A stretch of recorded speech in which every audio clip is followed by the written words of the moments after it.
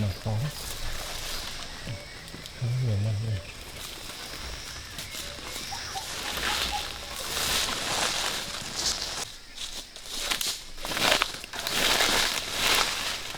To đấy. Sang mọi người nhìn đây nữa.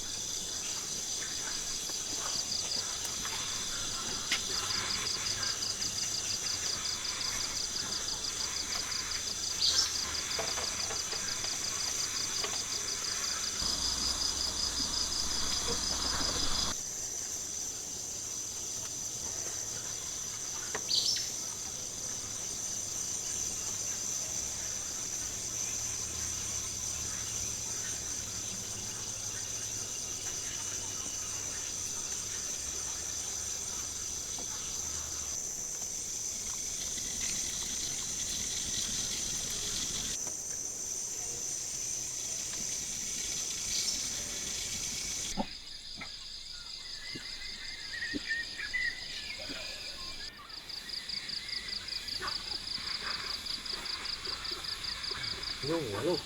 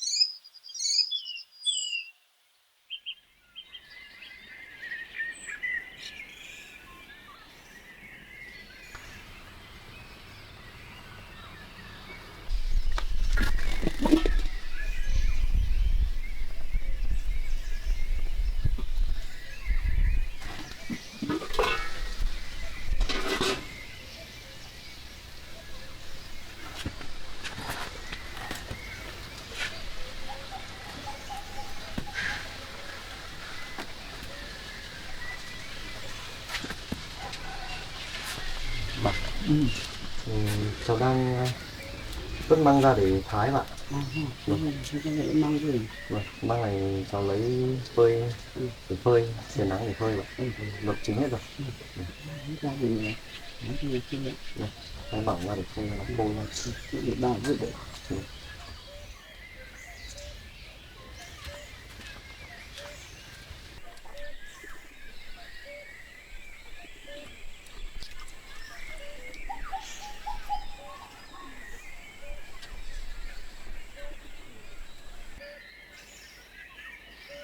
Măng này thoải mái mềm. Vâng. Tôi lấy cùng nó luộc thế nào rồi? Cháu luộc từ hôm qua bạn. Vâng. Này nó luộc đêm qua thế là thoải mái phơi rồi. Nó mềm nó chín rồi.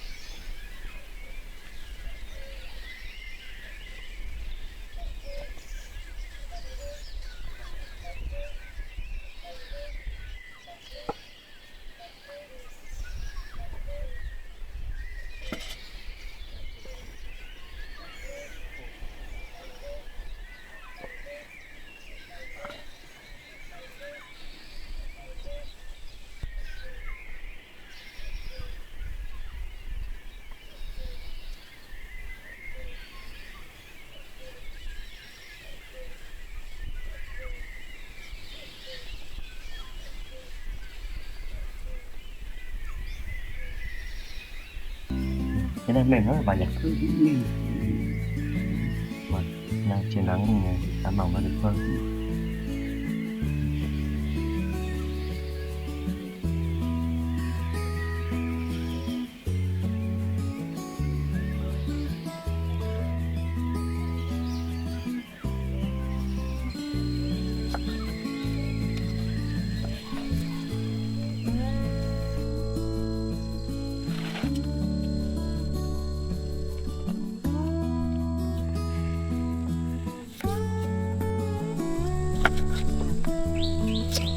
Em bé ngủ được ngoan nhỉ bà nhỉ? Lâu lắm. Vâng.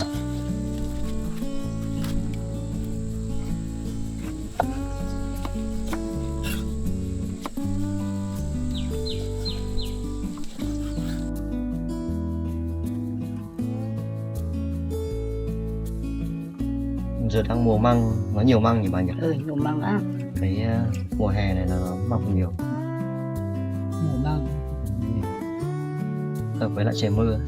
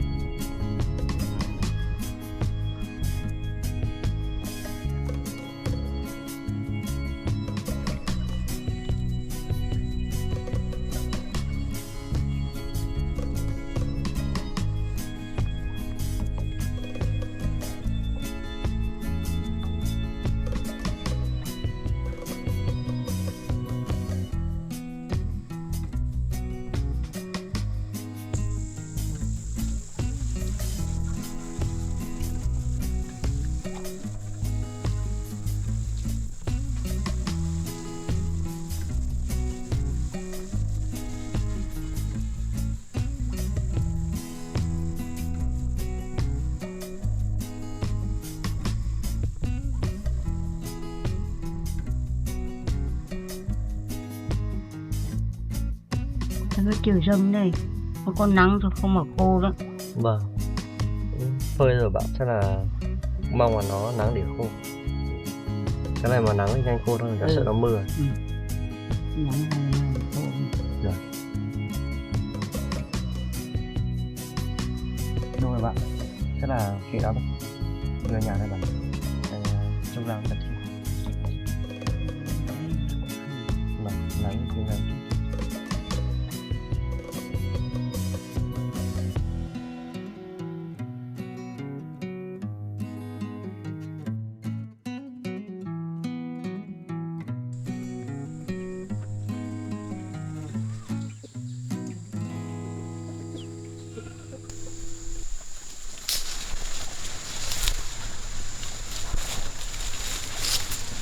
Đây bạn con dê để nào.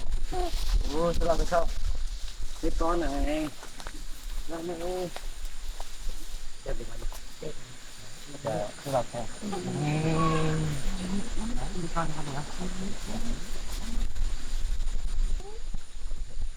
Để mới con này nào. Cho ông thích lắm bạn nhỉ? Thích không? Con thích không? Hả? Đẹp thế cơ mà.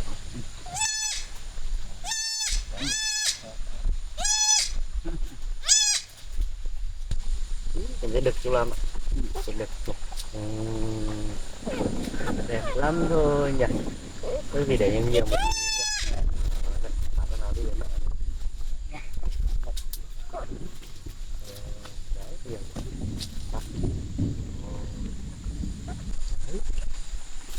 Đấy, đẹp không? Con thấy con nhìn là yêu nhỉ. Yêu nhỉ. Con bé bé giống mình nhỉ. Các ba bé thì cháu gửi ra cho dê ăn cỏ. Xem nhá, một cho nó ăn cỏ nhá.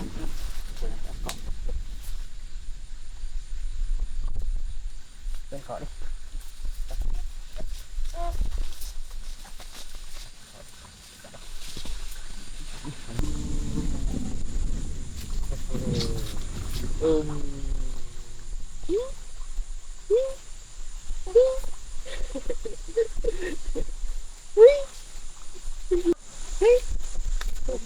Làm về nha.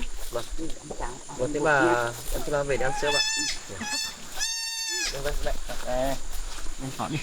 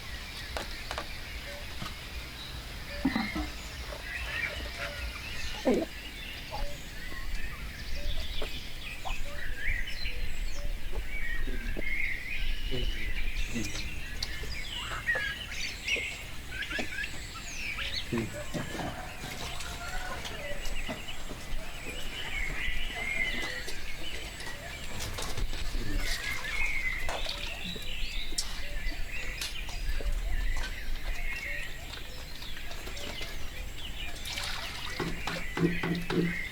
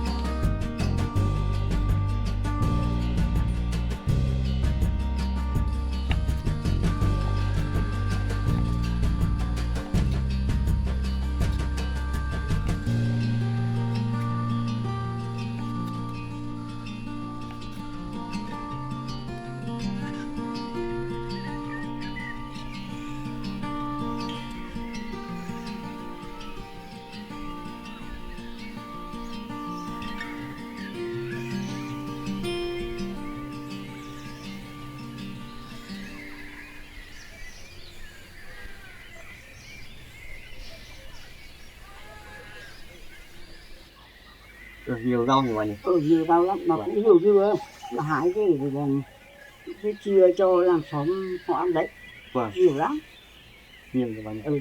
Dưa đẹp chứ. Dưa to nhỉ. Dưa bà hái to nhỉ. Đẹp thật đấy này. Thế nhiều này thì lại 2 quả ăn thì là bà mang cho cụ làm xóm một ít. Vâng, thế thì tí bà mang cho bà xóm bà. Vâng, mình ăn trả hết đấy. Đây. Thế bà đi xong là về sớm nhá, về ăn cơm. Vâng.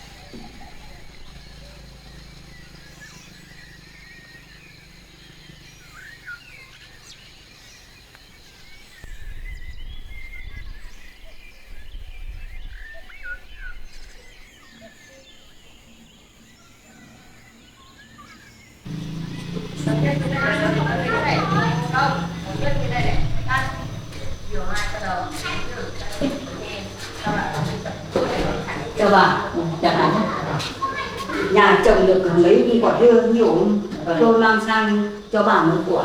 Xin cảm ơn bà nhé, tôi xin để mời bà uống nước.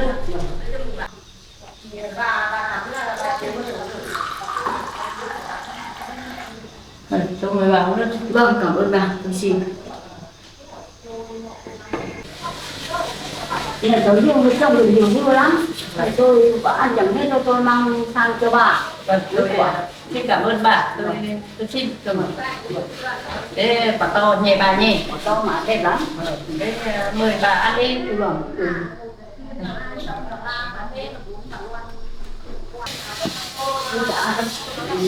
Rồi là bà cứ về ăn thôi. Tôi cảm ơn bà nhé. Tôi nhà nhiều lắm. Bà uống nước đi. Vâng. Bà uống nước. Vâng.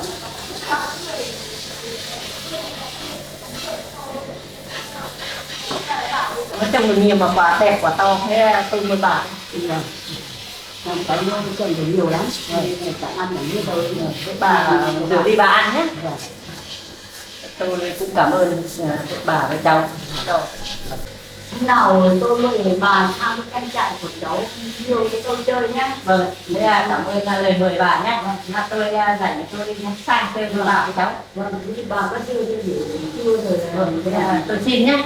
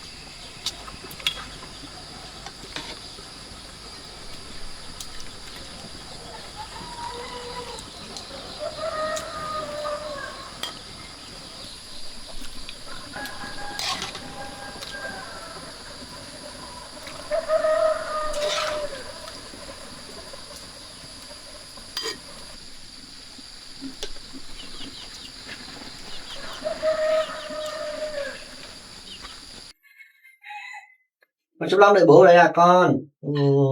Tầm 9 rồi. Ơi, ơi, hiểu bác nhỉ? Đây bà cụ xong rồi về ăn cơm nhỉ? Bà cụ lâu đấy chưa về rồi nhỉ? Đợi tí sao bà cụ về xong ăn cơm nhá nhỉ? Con dậy lâu chưa? Dạ quá nhỉ? Sướng lắm rồi. Rồi. Đây rồi, này. Cho ngoan rồi con đợi bố ấy. Đợi lấy cơm nhỉ?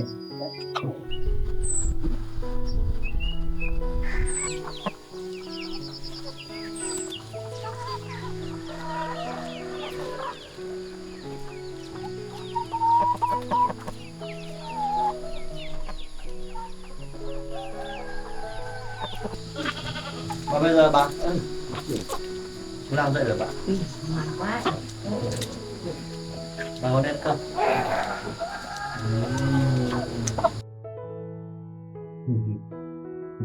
Bà có đen bạn.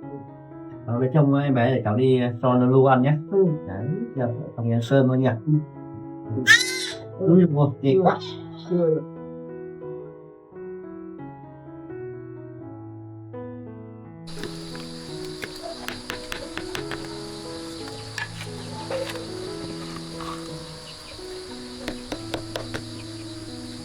Đây luôn, cơm này luôn. Đây.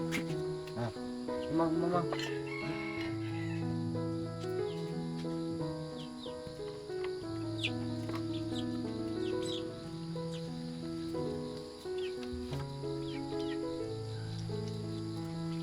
Ăn cơm đi bạn. Trời ơi. Ăn gì được, ăn mang em dưa. Để dưa nha.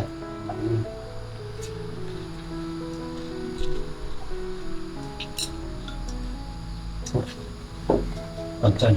Đấy, các bạn. Cầm đấy con tầm này. Không ăn à? Để ăn thịt nhá. Lấy thịt cho con nhỉ. Thịt lợn rừng như này. Ăn đi bạn, ăn nhiều nhé.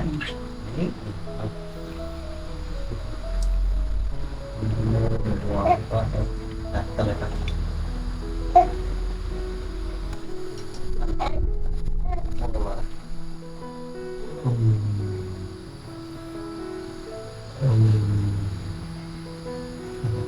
Đấy thôi nhé.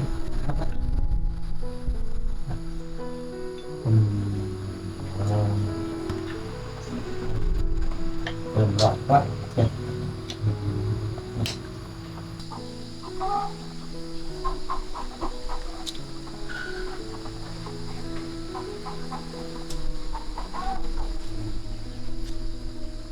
Come on.